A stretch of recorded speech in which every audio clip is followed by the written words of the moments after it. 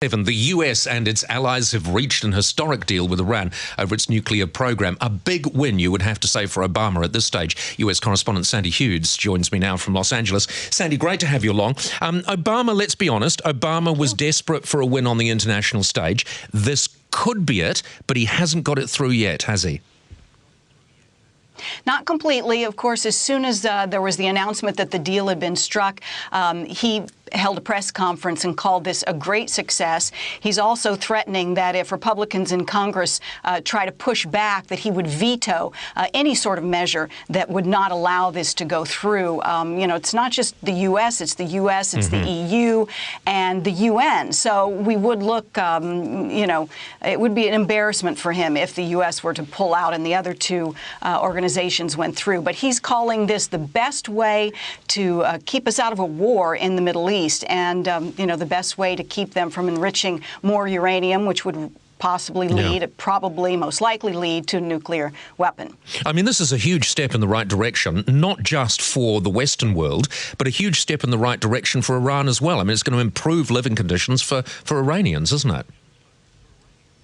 Well, that's true. You know, obviously, part of the deal was economic for Iran. They have had sanctions in place. They haven't been able to sell their oil to the U.S., to Europe. Those sanctions will be lifted once there's the first monitor that goes into Iran and is able to see that they actually are reducing the stockpile of uranium. Right. Once that first, you know, has gone through, then we're going to lift the sanctions. The U.S. would lift the sanctions, and they would be able to sell oil. Fantastic. And as you can imagine, the reaction the tweets that are coming out of Iran are just, you know, they're ecstatic. Of course, the Republicans here, not so much. The president of Israel is livid. It's we've heard that the president actually put a call into President Netanyahu in Israel. We'll see how that goes. But of course, Israel is very opposed to any negotiation. The Israelis will hate this. Yep, the Israelis will hate this.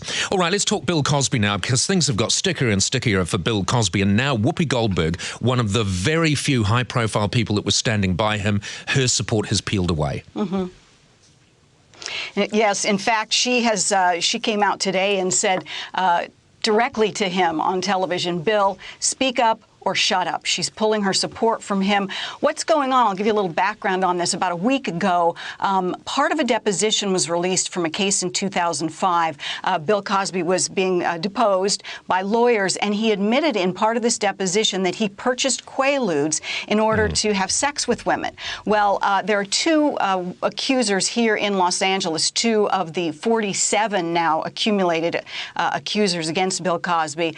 Those two women have acquired a lawyer here, and they're trying to get that entire deposition released, hoping that there will be more incriminating evidence within that deposition. Of course, Cosby's lawyer says he didn't understand the question about the Quaaludes, that he was confused. But they're hoping if they can release that entire deposition, it will be more incriminating. Meantime, his lawyers still say he's innocent. He continues on these, you know, on the road, these comedy shows. Yeah, it's extraordinary. And just thinks he can, I guess, keep ignoring it. Yeah, but that admission about a week ago, I think, is the final nail in what will ultimately be his legal coffin. All right, I love this story. 16-year-old girl walks out of the woods. Tell me this yarn. This is classic American yarn, isn't it?